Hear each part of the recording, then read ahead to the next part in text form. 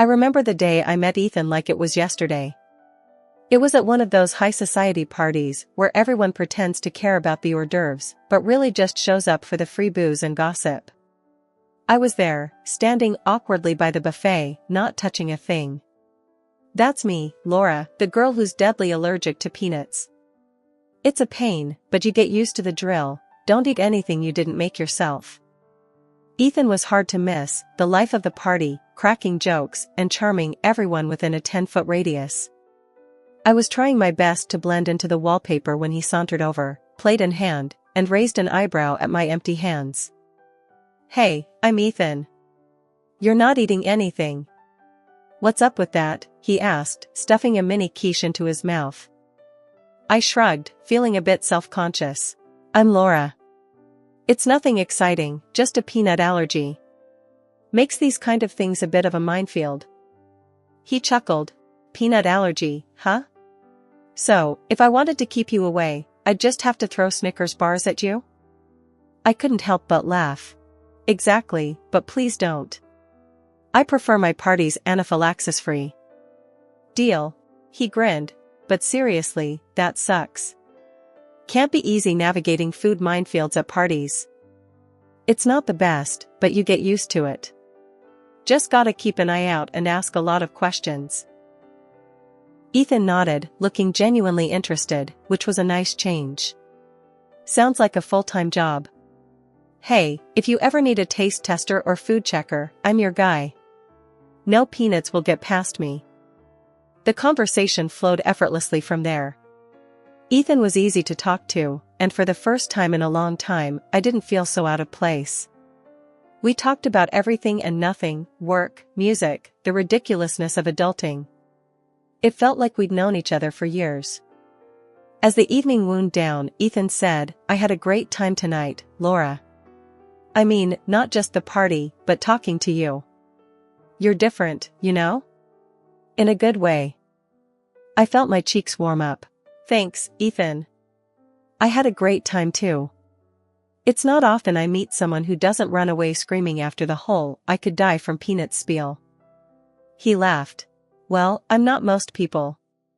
Plus, I like a little danger. Add spice to life, right?" I rolled my eyes, but couldn't hide my smile. "Sure, if by spice you mean the constant threat of anaphylactic shock." "Exactly, keeps things interesting. Listen, I'd really like to see you again. Maybe in a less life-threatening setting?" I hesitated for a split second. Ethan was great, but inviting someone into the allergy-laden mess that was my life? That was a big step. But looking into his earnest, slightly mischievous eyes, I felt a pull I couldn't ignore. "Yeah, I'd like that," I said, surprising myself. "Great. It's a date then. I'll text you. And I promise, no peanut surprises." As he walked away, I couldn't help but feel like maybe, just maybe, this was the start of something special. Little did I know how right, and how wrong, I would be. Ethan and I hit it off like fireworks on the 4th of July. It was one of those romances you hear about but never really believe could happen. I was cautious at first, but with Ethan, it felt like throwing caution to the wind wasn't just okay, it was the only way to go. We started seeing each other nonstop. Our dates weren't your typical dinner and a movie deal. No, Ethan was all about the experience. We'd find ourselves at a hole-in-the-wall jazz club one night and playing mini-golf like a couple of kids the next. He had a way of making the mundane feel magical. One breezy evening, we were walking along the river, the city lights reflecting like stars on the water. Ethan stopped and looked at me, his eyes serious. "Laura, I gotta tell you something. I'm not into playing games or beating around the bush. I'm crazy about you. It's like you've got this realness about you. It's refreshing. And I want us, to be something more." His words hit me like a lightning bolt. I was feeling it too, the intensity, the connection, but hearing him say it out loud, it made it real. "Ethan, I feel the same way. I was scared, you know? But with you, it's different. It feels right." He grinned, that lopsided grin that made my heart do somersaults. Well, then. Guess that settles it. You and me, we're doing this. For real. And we did. It wasn't long before we were inseparable. Meeting his friends, meeting his family, it all happened in a blur. Ethan was a big deal at his company, head of his department, and he had this air about him like he could conquer the world if he wanted to. And me? I was just an accountant, living a quiet life until he stormed in like a hurricane. One night, over a quiet dinner at his place, Ethan brought up the future. It was a simple conversation, but it changed everything. Laura, you know I've got this job, this career. But it's not my whole world. You are. I've been thinking, what if you didn't have to work? What if you could just focus on, I don't know, starting a family or whatever you want? I can support us. The idea was crazy. Leave my job? Become a housewife? But the way he said it, like it was the most natural thing in the world, it made me consider it. Ethan, that's a big step. But, starting a family, it's something I've always wanted. You're sure about this? He took my hand, his gaze steady and sure. I've never been sure about anything. I want this life, our life, to be about us, not about work or stress. I want to make this happen, for you, for us. And just like that, I found myself saying yes. Yes to leaving my job, yes to this new life with Ethan, yes to a future that was both terrifying and exhilarating. After the wedding, life with Ethan was a mix of highs and lows. He never really cut ties with his circle of friends, and I found myself tagging along to their endless parties. At one of these gatherings, we bumped into this pretty girl, Natalie, who turned out to be the CEO's daughter of the company where Ethan worked. I noticed the way they interacted, all smiles and subtle touches. They even danced together, laughing and chatting like old pals. It rubbed me the wrong way, seeing them so cozy. A pang of jealousy hit me hard, and I couldn't shake the feeling that something wasn't quite right.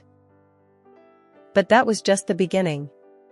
The real trouble started one ordinary morning in our kitchen, the kind of morning that's supposed to be full of simple joys and shared dreams. Ethan, I'm pregnant, I announced, my heart racing with a mix of nerves and excitement.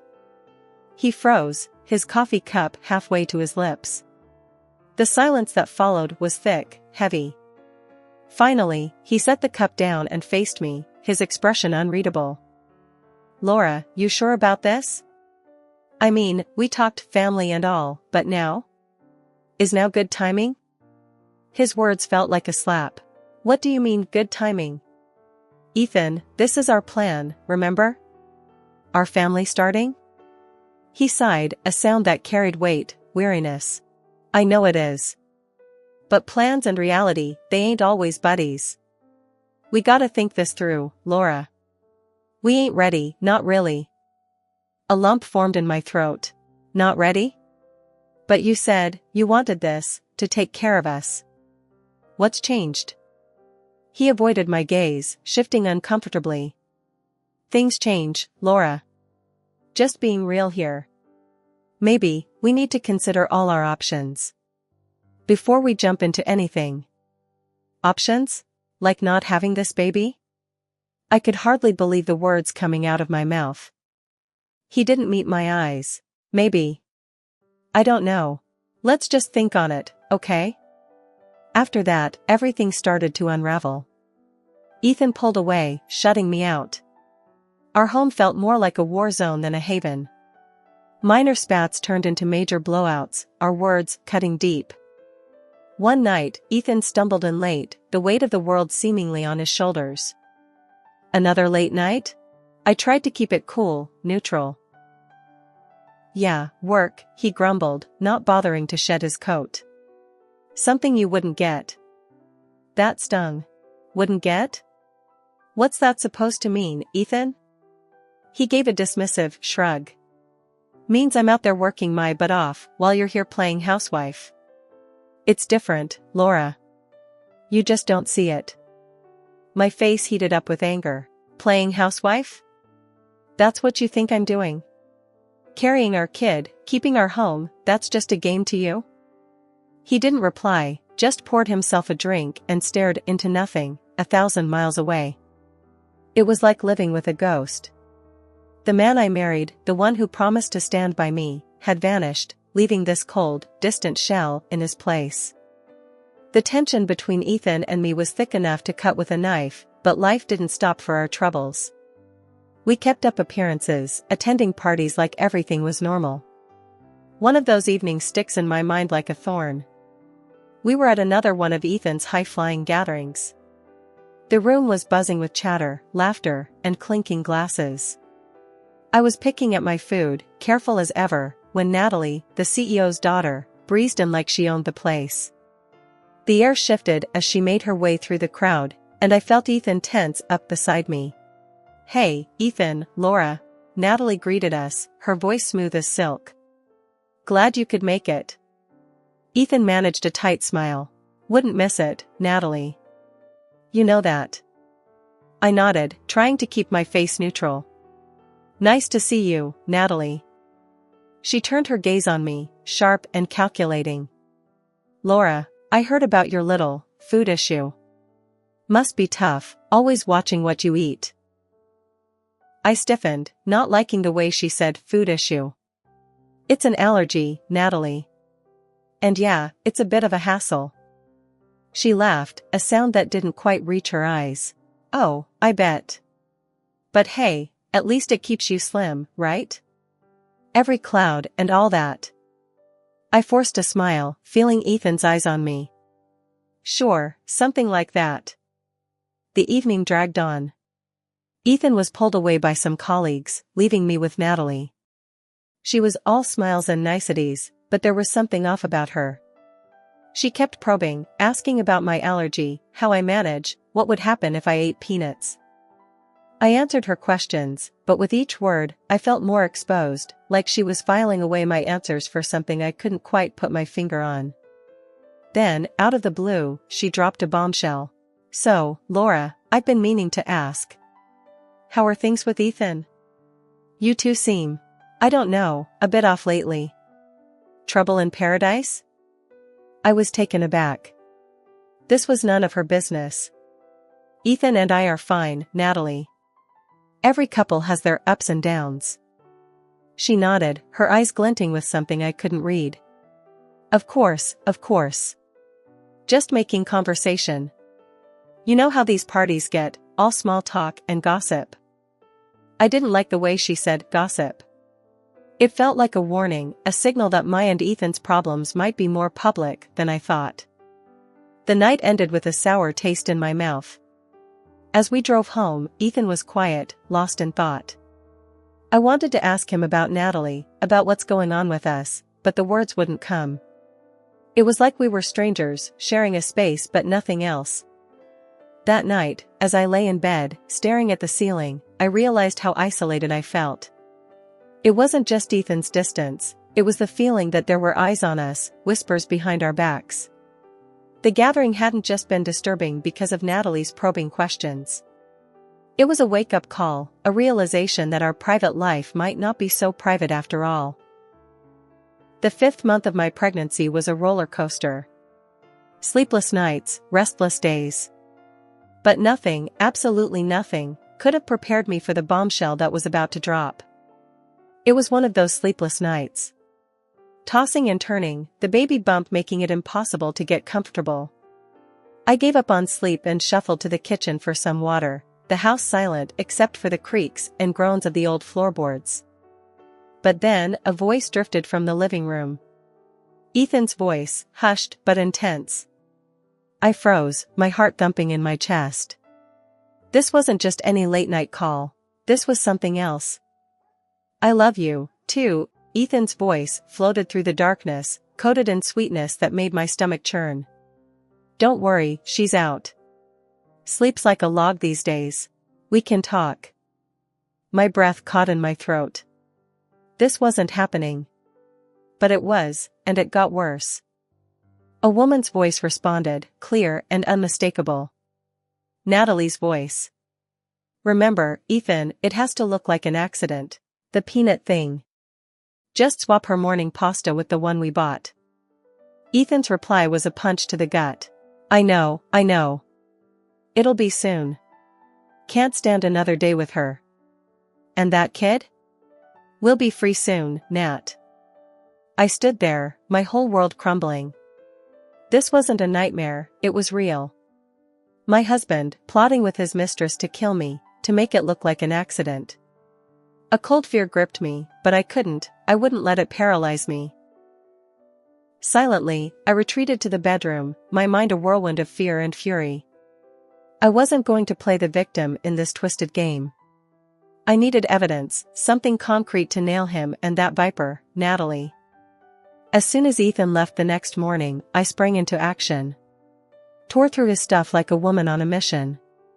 And there it was, hiding in plain sight, the jar of sweet pasta, laced with peanuts, a death sentence for the unsuspecting. But I wasn't unsuspecting. Not anymore. I swapped that jar for a twin, identical in every way but one. This one was safe, filled with an imitation flavor that wouldn't hurt a fly. Let him think he had the upper hand. Let him believe his plan was foolproof. The stage was set, the players in place. Ethan's twisted plot was about to unravel, and I was the one pulling the strings. As I lay in bed that night, the recording device safely hidden, I knew the morning would bring the final act of this dark drama. The morning light crept through the curtains, casting a calm over the kitchen that was in stark contrast to the storm brewing inside me.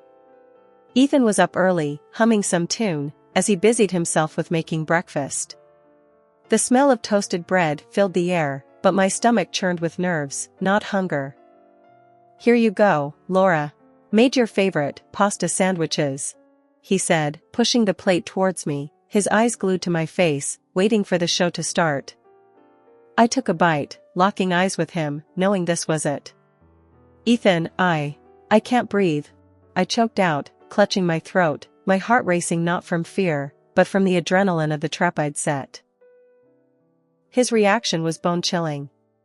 Laughter, cold and cruel, spilled out of him. Can't breathe? Well, that's the point, Laura. Thought you'd have figured it out by now. It's peanut butter, darling. Your ticket out of my life. I kept up the act, my eyes wide with feigned panic. Why, Ethan? Why are you doing this? He leaned in, a twisted smile on his lips. Why? Because you're in the way, Laura. You and the kid. I've got plans with Natalie, big plans. And I don't need a divorce dragging me down, slicing my fortune in two, or a kid eating into my cash. This way, it's cleaner, simpler. His words hit like a slap, but I was ready. This was the moment I'd been waiting for. You're sick, Ethan. You won't get away with this. He laughed, that same cold sound, and shrugged on his coat. I already have, Laura. By the time anyone figures it out, I'll be long gone, an alibi solid as a rock. Goodbye, Laura. The door clicked shut behind him, and I sprang into action. I stopped the act, my breathing normal, my mind razor sharp. The recording device had captured every word, every confession. I dialed the police, my voice steady. I'd like to report an attempted murder. My husband, he's tried to poison me because of my allergy. The operator's voice was calm, professional. Ma'am, are you safe now? Can you tell me your location? Yes, I'm safe, he's left for work. But I have proof, a recording of his plan, of him admitting it, and the peanut paste he used. Stay where you are, we're sending officers right away. Keep the recording safe, it's crucial evidence. As I hung up, the reality of what I'd done, what I'd escaped, washed over me. I'd walked through the fire, faced down the man I once loved, and come out the other side. It was over for Ethan, his web of lies unraveled by his own arrogance. And as the police sirens wailed in the distance, getting closer with every heartbeat, I knew this was just the beginning. The beginning of a new chapter, a fresh start for me and my child, built on truth, courage, and a will of iron. The game was over, and I, not Ethan, was the one left standing. The courtroom was a cold, harsh place, but on that day, it felt like the stage of justice. There, Ethan and his mistress, Natalie, faced the music, their twisted plot laid bare for all to see. They tried to dodge the blame, hurling accusations at each other like desperate animals caught in a trap. But their words fell on deaf ears. The judge saw right through their lies, and the gavel came down hard. I sat there, watching them squirm, a mix of relief and disbelief churning inside me. My sister Marie squeezed my hand, her presence a silent pillar of strength. "Can you believe this, Laura?" she whispered, her voice a mix of disgust and satisfaction. "They're actually trying to outdo each other in being the worst." I nodded, my gaze fixed on Ethan. "Yeah, I can believe it. It's all they know, Marie. Lies, deceit, and now, finally, they're reaping what they sowed." The judge's voice cut through the tension, clear and resolute. "Ethan and Natalie, you have been found guilty of conspiracy to commit murder. The evidence is overwhelming, and your actions, despicable. This court sentences you to serve your 3-year prison term, a fate you brought upon yourselves." But that wasn't all. The judge turned his gaze to me, and for a moment, the world seemed to hold its breath. Furthermore, the court orders Ethan to compensate Laura in the amount of $400,000 for the emotional and psychological damage inflicted upon her. Marie let out a low whistle, her eyes wide.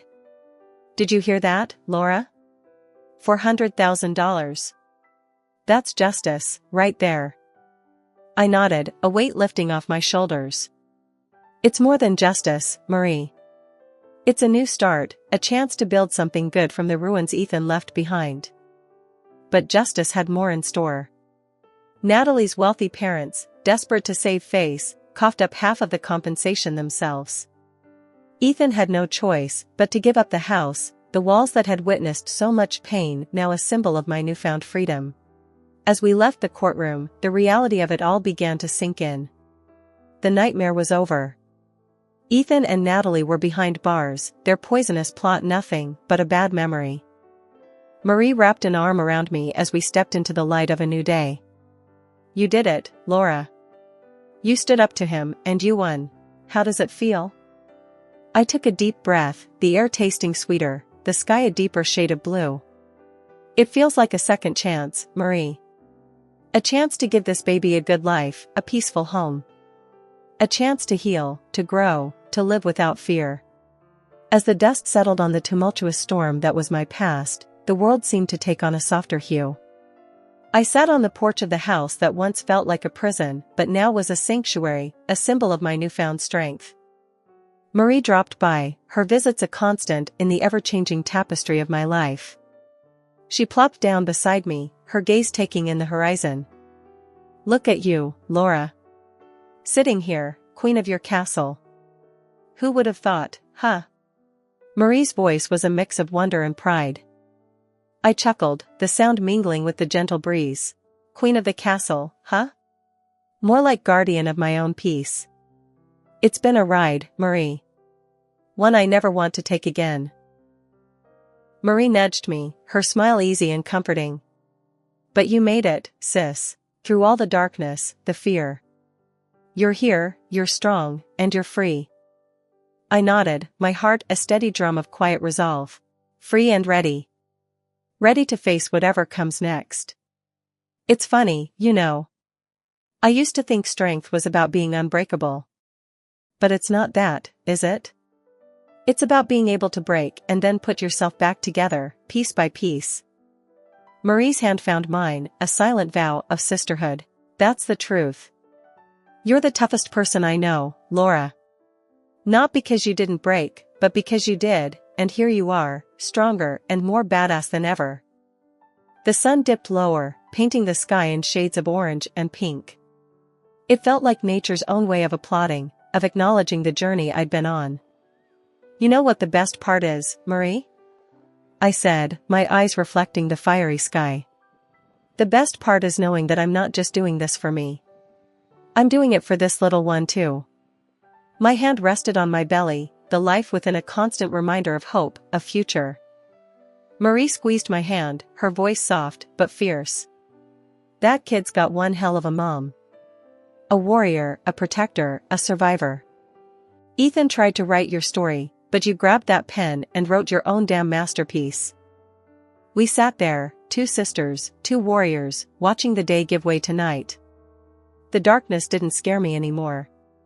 It was just a curtain, and behind it, the promise of a new day, a new chapter.